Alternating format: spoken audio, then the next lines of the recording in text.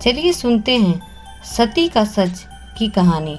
आज तीसरा दिन था। माँ, बाबूजी और भैया को गए। मेरी आंखों की नींद उड़ चुकी थी। आंसू बह बह कर शेष हो चुके थे। रत्ना एक पल के लिए भी आंखों से ओझल नहीं हो पा रही थी। मेरी प्यारी खूबसूरत छोटी बहन, कितनी अल्हड़ और कैसी नादान, सदा हंसने हंसाने वाली रत्ना। जब पिछले वर्ष ब्याह कर ससुराल गई तो घर क्या, पूरा गांव ही सूना हो गया था। लाख झटकने के बाद भी रत्ना की एक एक बाल चलचित्र की तरह मेरे सामने घूम रही थी। अतीत पूरी गहराई व गंभीरता से उघड़ रहा था।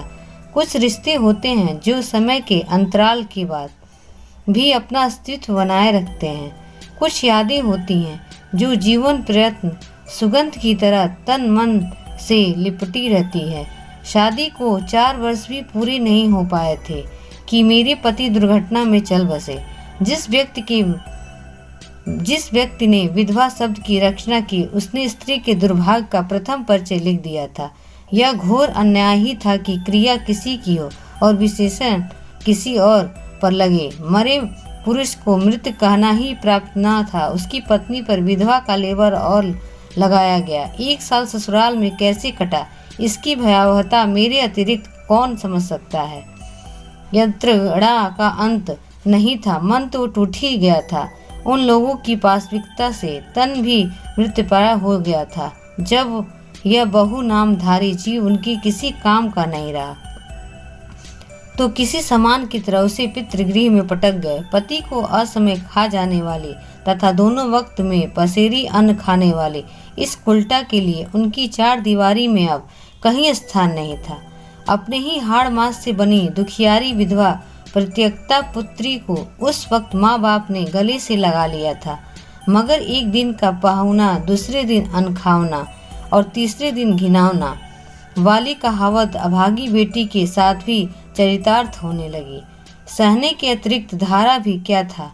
धीरे धीरे 2 मुट्ठी धान के बदले पूरे घर के काम का बोझ मेरे निर्बल कंधों पर डालकर सभी निश्चिंत हो गए।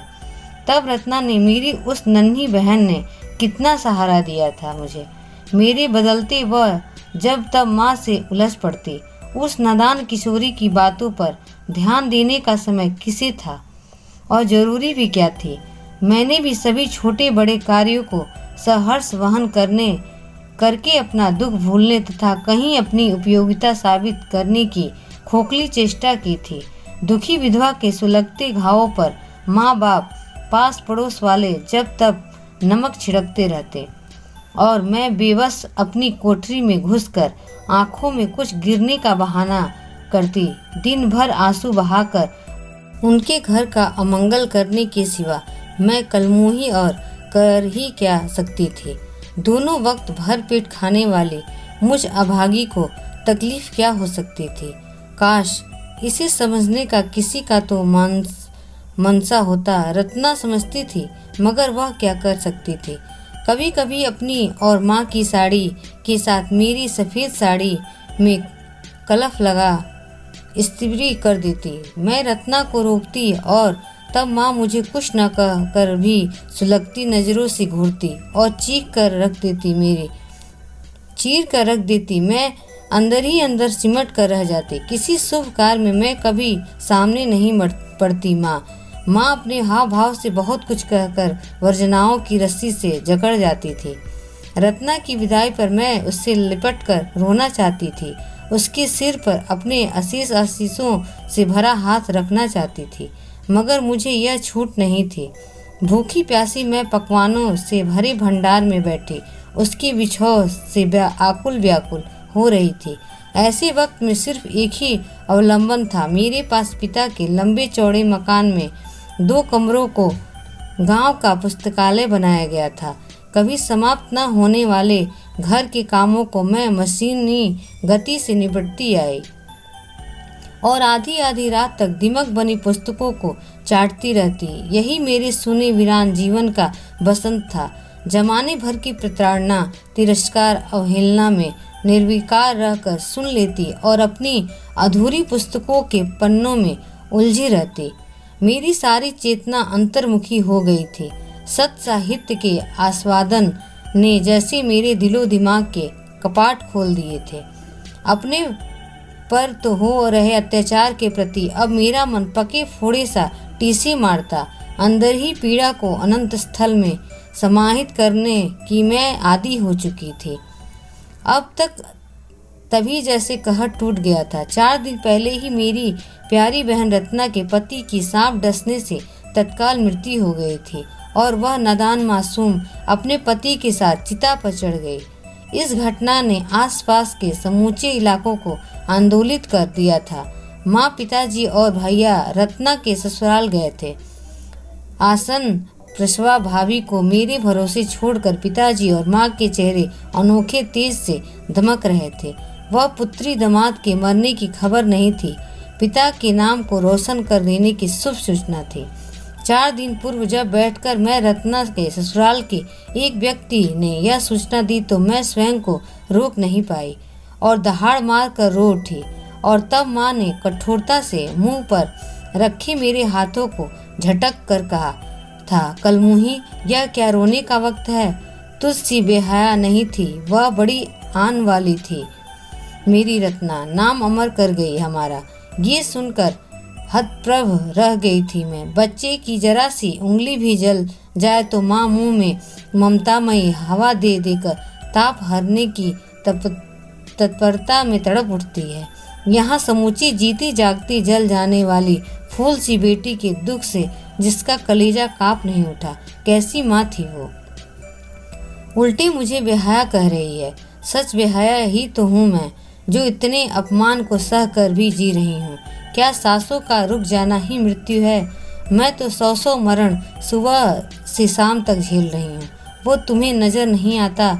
माँ, मरने के लिए थोड़ी सी हिम्मत चाहिए, पर ऐसा जीवन जीने के लिए पहाड़ सा धीरज और वज्र सा कलेजा चाहिए। किसे पता है कि एक बारगी पति के साथ जीवित जल जाने वाली मेरी मासूम बहन ने ऐसा कठोर निर्णय किस तरह ले लिया होगा।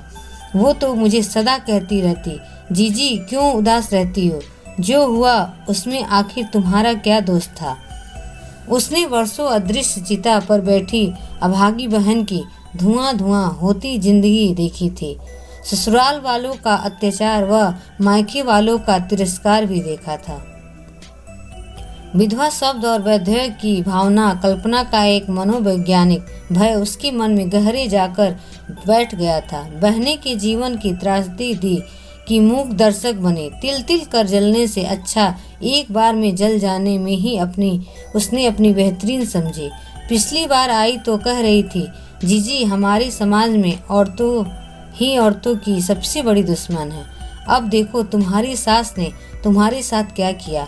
और तुम्हारी माँ का दिल भी कैसा पत्थर निकला।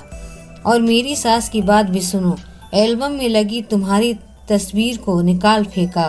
कहने लगी, यह अपशगुनी फोटो क्यों लगा रखा है? विधवा बहन के अपशगुनी चित्र को उतार फेंकने वाली वह सास अपनी विधवा पुत्र वधू को निश्चित ही मेरी तरह अपने घर से बाहर निकाल फेंकने में कभी विलम्ब न करती। इसी भय के मारे ही तो रत्ना ने जीजी जल्दी आइए भाभी की कमजोर करारे सुनकर चौंक पड़ी। मैं भागकर उनके पास गई तो देखा वे तड़प रही हैं। लगता है प्रसव पीड़ा शुरू हो गई थी। घबराहट के कारण मेरे हाथ पांव फूल गए। माँ तो अभी सप्ताह भर आने वाली नहीं थी। रत्ना की 13वीं पर होने वाले महाउत्सव के आगे बहू की चिंता भला कौन सी यशस्वी सास रखती है। पड़ोस की दाई को बुला लाई मैं। बहू बहुत कमजोर है, तकलीफ भी बढ़ रही है। डॉक्टर को बुलाना होगा। डॉक्टर को कौन लाएगा? अब क्या करूं, किसे भेजूं? मैं चेतना शून्य होने लगी। पास पड़ोस तो क्या, गांव के प्रायः सभी पुरुष रत्ना के गांव गए हुए थे। अब क्या करती मैं? भाभी की दर्द भरी करारे सुनी नहीं जा रही थी। जीजी अब क्या होगा? जीजी मैं क्या करूं? धीरज रखो भाभी, सब ठीक हो जाएगा। मैं डॉक्टर को लेकर आती हूँ। नहीं जीजी, मुझे छोड़कर मत जाओ, मैं मर जाऊंगी। वह सिसकने लगी। हिम्मत रखो, कुछ नहीं होगा तुम्हें। दाई को भाभी के पास बिठाकर बदहवास सी मैं पास पड़ोस में मदद की गुहार लगाने दौड़ पड़ी। कौन न दिखा तो कोई नहीं दिखा तो खुद ही टार्च लेकर डॉक्टर को लाने दौड़ी। डॉक्टर मेरी बदहवास हालत देखकर सब कुछ समझ गया और तुरंत से निकल पड़ा। घर के दरवाजे पर बदहवास ही सी खड़ी दाई को घेरे पड़ोस की औरतों को देख मेरा कलेजा बैठ गया। अनिष्ट की आशंका से मेरी रूह कांप उठी। दाई ने रोते हुए कहा, अब कुछ नहीं बचा बेटी, बहू और बच्चा दोनों ही चल बसे। धम से वहीं बैठ गई मैं। 4 दिन से भूखी प्यासी रोती कलपती मेरी धड़कनें अब मेरा साथ छोड़ने लगी थी और मैं चेतना शून्य से वहीं लुढ़क पड़ी। बीच बीच में मुझे होश भी आता तो न जाने क्या क्या उलझुल जुलुल बक कर पुनः होश खो बैठती। भाभी तुम भी चली गई, अब तुम्हारे साथ भैया सता रत्ना देख तूने माँ की कोख रोशन कर दी। अब भैया भी पीछे नहीं रहेगा, सता होगा। पर मैं सदा से अभागी बेहया हूँ, मैं बेहया। दाई मुझे संभालते समझाने की निरंतर चेष्टा कर रही थी। माँ बाबूजी भैया आए, उन्हें यह मनहूस खबर मिली तो ठगे से रह गए। मैंने हौले से आंखें खोली और हंस पड़ी, व्यंग से, आक्रोश से, अंतहीन दुख से जो अपनी संपूर्ण सीमाएं तोड़ चुका था। मेरा अंतर जल रहा था, रोम रोम में धाक धधक रही थी। माँ ने मेरे अश्रुधुलित मुंह को अपने हाथ से कसकर बंद कर दिया। पागल हो गई है, बंद कर अपनी बकवास। तेरे पास छोड़ कर गई थी उसको तो और क्या होता, तेरी तो छाया ही मनहूस है। भौचक्की रह गई मैं।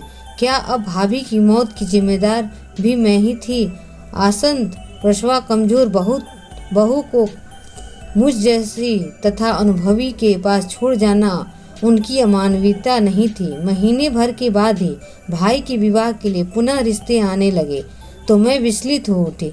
कहीं जाना नहीं पड़ा था। एक ही घर में विधाता ने समाज का वास्तविक खाका खींच कर धर दिया था। सती पुत्री के यशस्वी परिवार से रिश्ता जोड़ने को उतावले लोग कदाचित यह भूल गए कि अपनी बहू को खुद उन्होंने अपनी लापरवाही से मार दिया और एक बेटी को जीवित रहते प्रताड़ना का दस देकर मृत प्राय कर रहा है और दूसरी इसी भय के कारण मुक्ति पा गई थी। कैसा त्रिकोण था, कैसी त्रासदी थी। सती होने के पीछे कितनी कितनी अंतर्वेदनाओं की गंगा बहती है, इसे कौन जान सकता है। अगर कहानी पसंद आई हो तो प्लीज़ लाइक एंड सब्सक्राइब जरूर करें।